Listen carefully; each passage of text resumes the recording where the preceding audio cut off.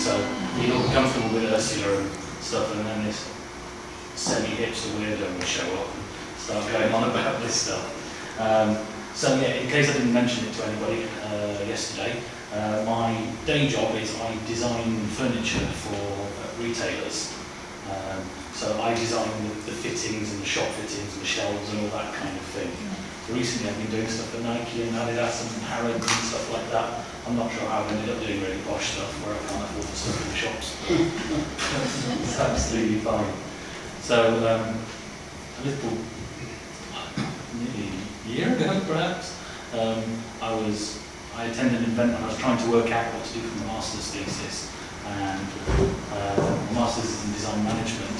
I went to an event where Ursula was did a little presentation talking about this project that she was going to run, and it felt like a really good fit because I quite like to get into sort of more teaching and that kind of thing in due course, really. So this seemed like a really good fit and I had a really good time. This is the 6th one of the sessions, and hopefully it's going to be the best. So we shall see.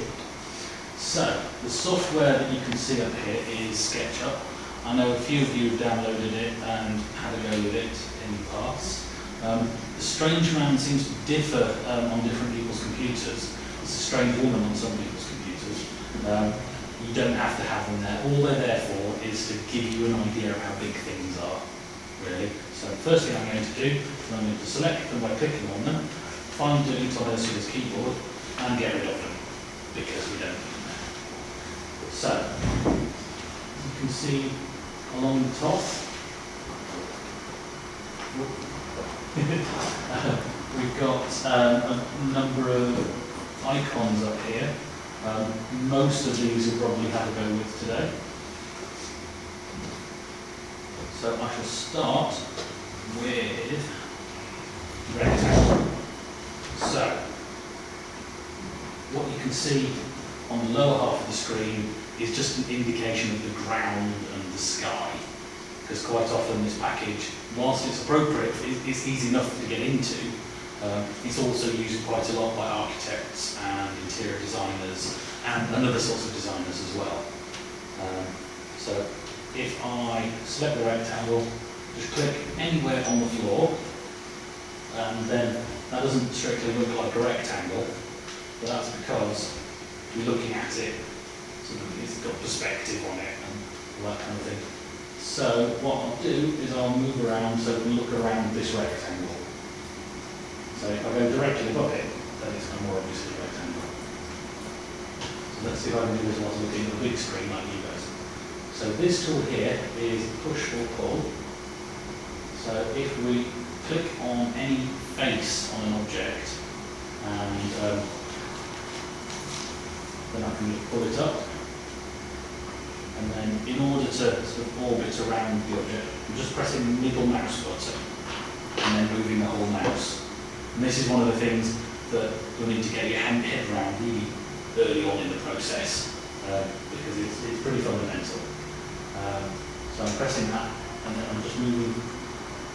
All I'm doing is pressing the middle mouse button and moving it around. I can move over the top of it, and then I can zoom in and out. So the objects in Sketchup are made, right, I press the space bar, or you can click on this bit here, and that just takes you back to the arrow, which you use to select things with. So this, not quite a square, is made up of two different things. It's made up of faces and lines. So what I can do is I can delete that face there. So this isn't a solid object anymore. This is just, imagine it being sort of made out of super thin paper. So we couldn't print this on a 3D printer.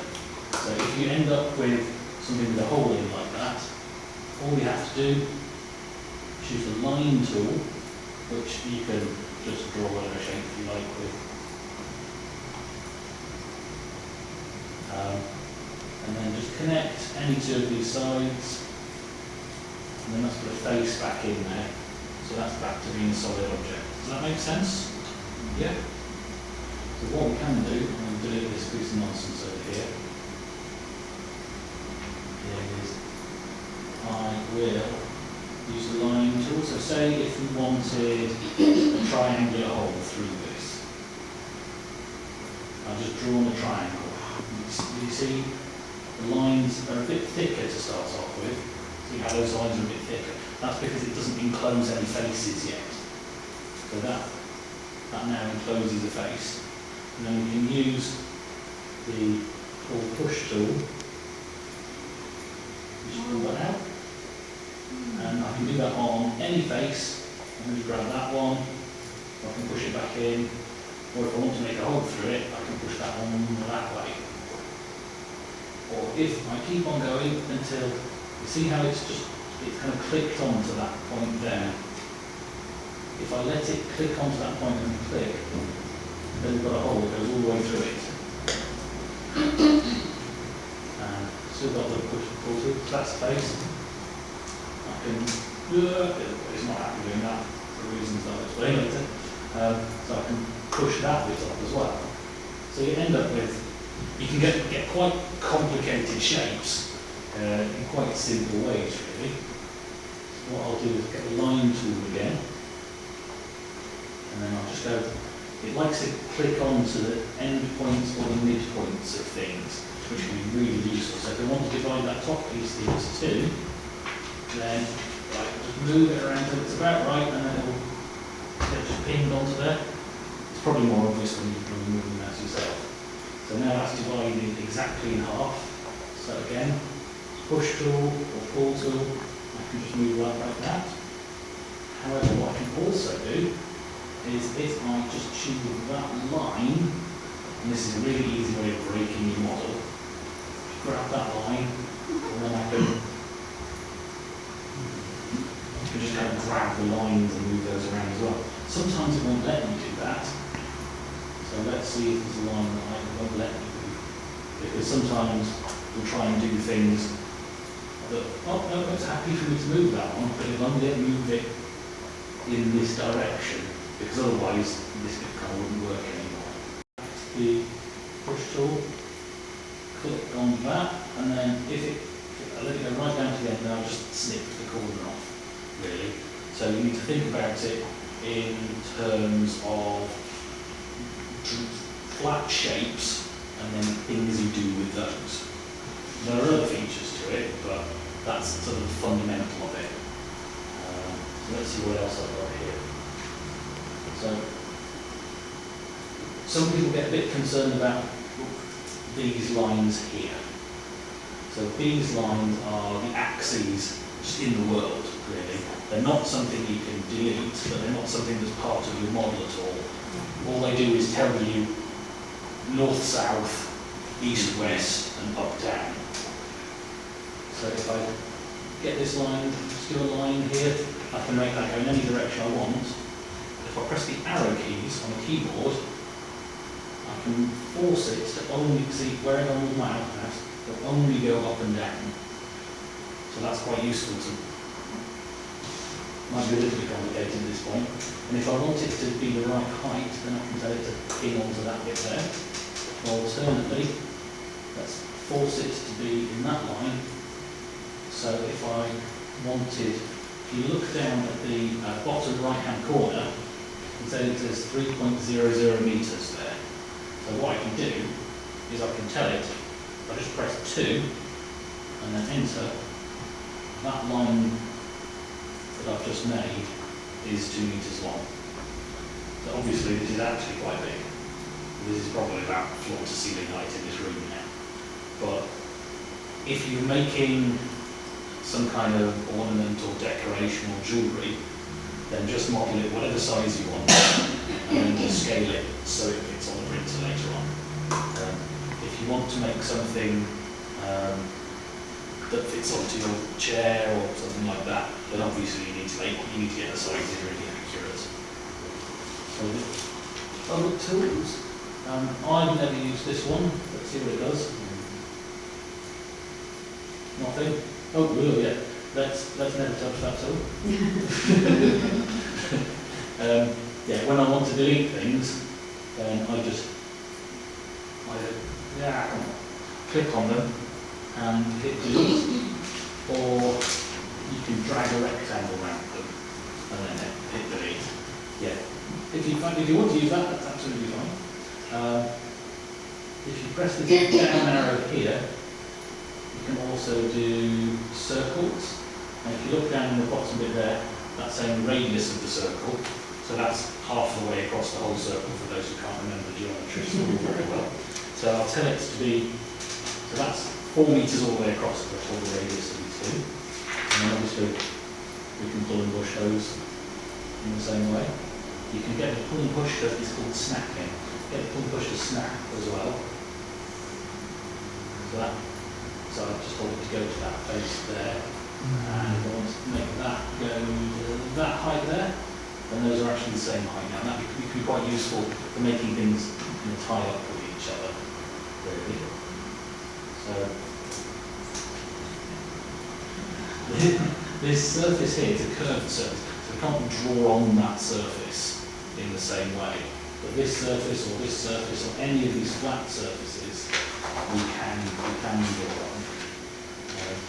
So if you wanted something sticking out of a curved surface, how would you do that?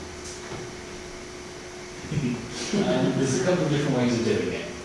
One way could be if I just, for instance, just draw something down here, and then I can push that, and then I can manipulate this bit. Alternately, if I drew, I wanted a circular bit sticking out of it, then I'll show you the normal use of the move tool first. Right. Select that whole world symbolist key object, and then click this one here, and this just lets me move it around in 3-dimensional space.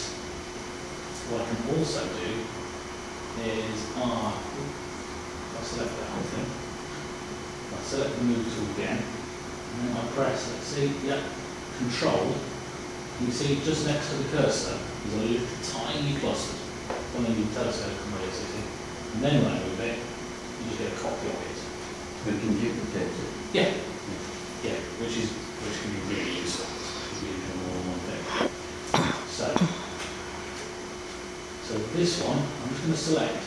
There's different ways of selecting things. So it's in circle on the end. If I drag a rectangle that way around it, it selects everything inside the rectangle. If I drag it the other way, it selects everything and touching anything in the rectangle. So if I then move this bit, I can move that bit like that, but I can also do it like that. Is that the kind of thing you mean?